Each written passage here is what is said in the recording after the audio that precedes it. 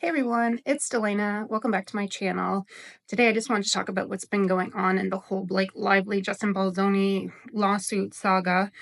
First thing I want to talk about is the Freakonomics audio that was leaked with Ariel Manuel, and also the between SNL's last week 50th anniversary little skit there, and last night a little bit more dropped. So I want to talk about that, and also want to talk about the ruling that came down with Blake Lively requesting all of Justin Baldoni's messages between him, Wayfair, Sony, and all that other saga. So stick with me while we break this down. I just want to say thank you to everybody for all the comments and all the likes and all the subscriptions that I got in my last video. I really, truly, truly appreciate it. Like I said, this is a new channel for me, so I'm just starting out. Don't do scripts and don't do editing. So it is just, I think that's why I called it unfiltered, because I don't know how to do any of that stuff. So it's just really me off the top of my head, just my thoughts on what's going on. So I really, truly, truly do appreciate it. So please share, subscribe. If you subscribe to me, I'd be happy to subscribe back. I think this building a really good community about talking about these things that are going on in the world. I think that that's why I think legacy media is kind of going to the wayside. Is we don't want someone pushing someone like their political narratives or their social coercion to any which way that they want us to think, but let's just all together have conversations. And things like YouTube, X, any kind of social media really opens the avenue for people to just talk. And that's why I wanted to create this channel, is just talk with everybody. Like, I'm not looking for an echo chamber. I'm looking for like honest discussions. And some of the comments made me think about other ways. And some of the comments were like, hey, you're a boy mom, but yeah, I'm also a girl mom. So I wanted to address that again today in this video, that yeah, I am a boy mom, but I'm also a girl mom. So I have some thoughts on that as well. So let's get back to Blake Lively and Justin Baldoni and all the drama that's going on this week. So one of the first things I wanted to talk about was the Freakonomics interview with Ari Manuel. I thought that it was very interesting that they have been doing that. He self-proclaimed that he's been doing this podcast for 15 years, and this is the first time that they haven't got any recording of the audio or recordings of the whole entire thing. So I thought that was very interesting. Luckily, everybody carries their cell phone on them, so someone had got a recording of what Ari Manuel said in this interview, and a few things stood out for me. The first, that he was laughing at Justin Baldoni, whatever his name is. I thought, this is your client. I just couldn't imagine working for somebody like in a client, agent situation and laughing at your client like that, especially under the circumstance. And he seemed to automatically side with Blake Lively and Ryan Reynolds. And I think it really came down to, actually, ironically, it's Freakonomics. I really think it came down to economics. His point of view is based on economics. Ryan Reynolds and Blake Lively make him more money. Therefore, he is, like, as he professes, ride or die with them, because, hey, they make me more money. And I also thought it was very interesting that he kept saying, everybody's just got to stop. We all got to stop. Yeah, we have to stop, because everybody's digging for the truth. And it's not like, and he's old school, where probably, I'm sure when he started working, there was no cell phones and all this other stuff that has opened up people to discussions and finding the truth and doing the digging and pulling up old interviews and all that kind of stuff. No, we're all searching for the truth. We're all sick of the bullshit. We're all sick of the Hollywood bullshit. We're sick of, people kind of shoving down our throats what we're supposed to think. And we all have a minds of our own. I think, again, like I said, boy mom, I'm sick of the false narratives. And also, I'm sick of the woman playing victim role to get what I want. So, there's two sides to this, but I really think that what Ari Manuel said in that interview is very damning, and that's why it's conveniently got lost. But thank God to people in their cell phones, and has resurrected this interview, because it really is telling. I think one of the things that Justin Baldoni is going after in his lawsuit is, the loss of, future earnings. And if you lose a powerful agent like that over some false narrative that he didn't even, and he's saying, oh, stop. We can't make judgment until it comes out in the courts. Well, you just made you're like, what he's saying is going exactly against what he's doing. He's telling everybody, wait till it comes out in court, but yet you've just made your executive decision. The next thing I wanted to talk about, which was someone asked me in the comments about what my thoughts were of the SNL skit last week. And actually, there was another one dropped last night as well. So my thoughts on that are, I think one, she seemed very surprised that he made a joke of that. And just to be clear, that I heard from one of the I call him, I think they call him cue card guy. He said that Ryan Reynolds had actually they had talked about the skit and he changed it. So those were actually his words, and he changed the skit. So it was what it was. Um, and also, the way I think about this is that if this was my daughter and she was in a relationship or she had a situation, be it at work or wherever, and she was in an abusive or SH situation, what would I think about that? Well, I think that if that was my daughter and she was sitting there and her husband was making light of that and making a joke of that, I'd be pissed. I'd be very mad. To make light of it, to make a joke of it, are you kidding me? The way I see it, men have been very protective. Men should be protective of their girlfriend or their wife or their whatever, like significant other. If you're kind of making a joke about something that serious where she's going to go into a full on lawsuit against somebody claiming SH, the last thing in the world that I would expect her husband to do is make light of it and make a joke of it. I think that's very telling and says a lot. So much so that last night on SNL, they actually made a joke of Blake Lively and Justin Baldoni again, and Blake Lively being the butt of the joke. And it's very interesting that it's Scarlett Johansson's husband that made the joke, where Scarlett Johansson is Ryan Reynolds' ex-wife's husband, made the joke on SNL last night. And the whole crux of it was, like, they're talking about Zelensky and Trump and how, like, I wonder if they're really going to want to work together, or is Trump ever going to be able to work with Zelensky? And the joke was, well, as much so as I think Justin Baldoni wants to work with Blake Lively again. So I think with Ryan Reynolds kind of making a joke of it, it just opened the door.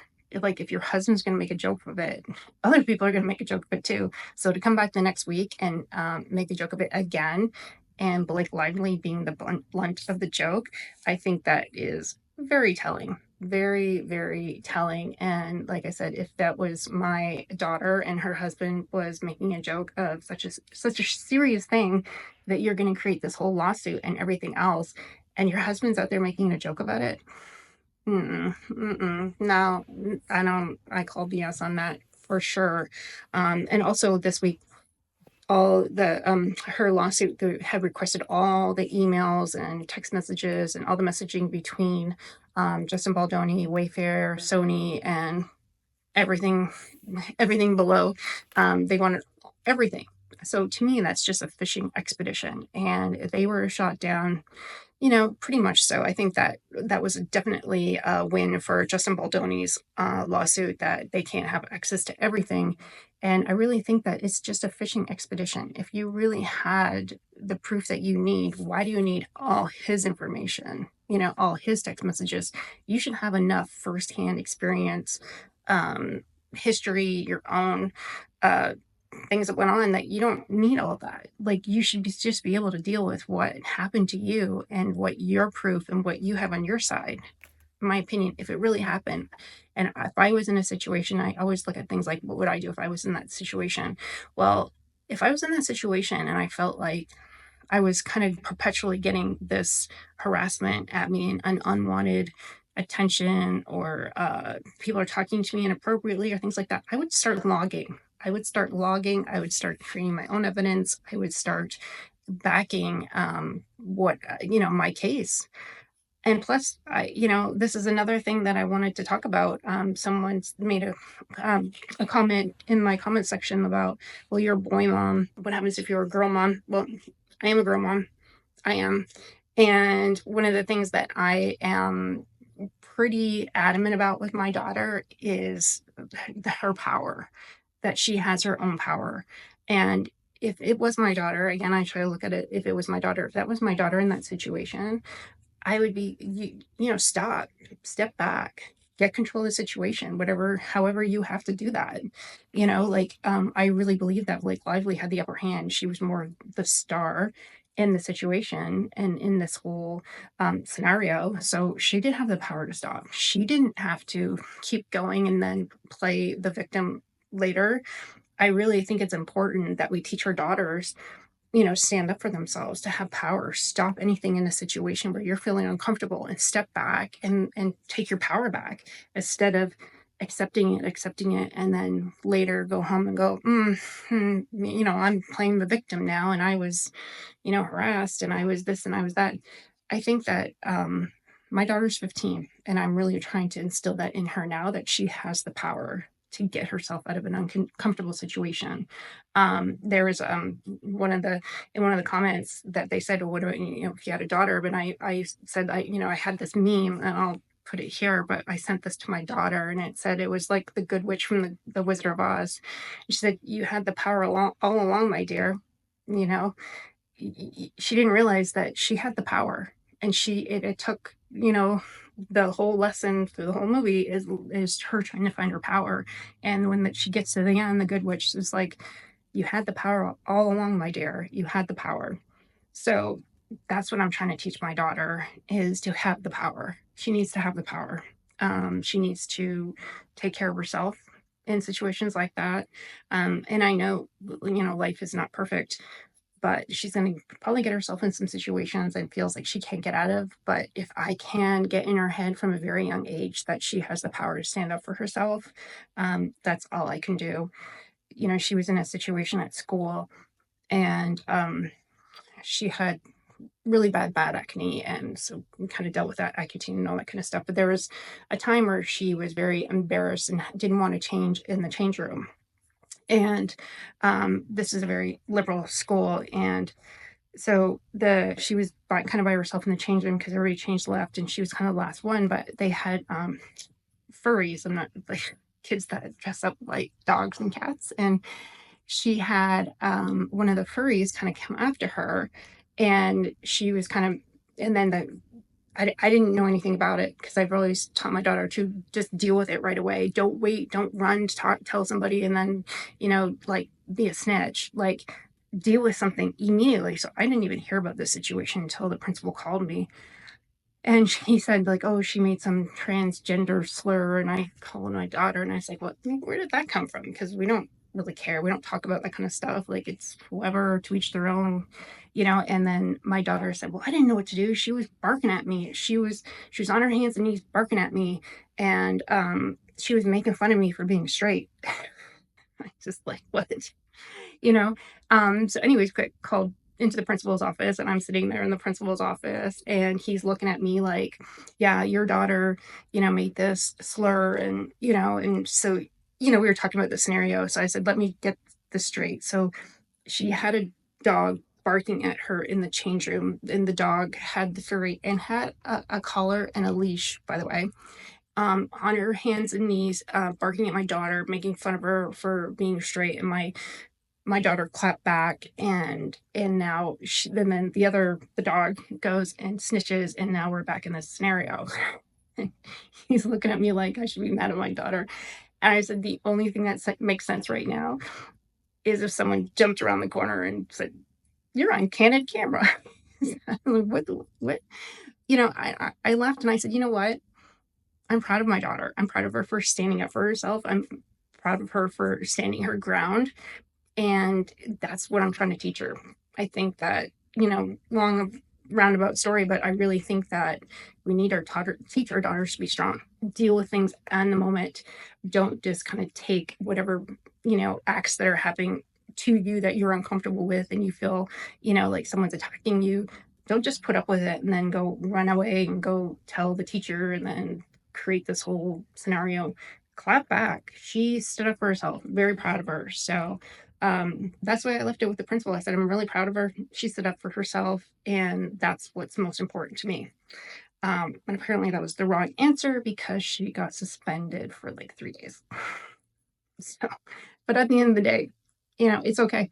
I said to my daughter, every single time, I just want you to know that I stand by you 100%. Every time that you stand up for yourself, and she was, I think, 13 at that time, it's not going to be perfect. And nothing is ever perfect. The situation is never perfect. But the fact that you had the gumption to stand up for yourself and to say what you felt that you needed to say in defense of yourself, I stand behind you 100%. So I really think that as much as, I talked before about my sons, something, kind of the situation where it looks bad on the boy and how they could be affected by it.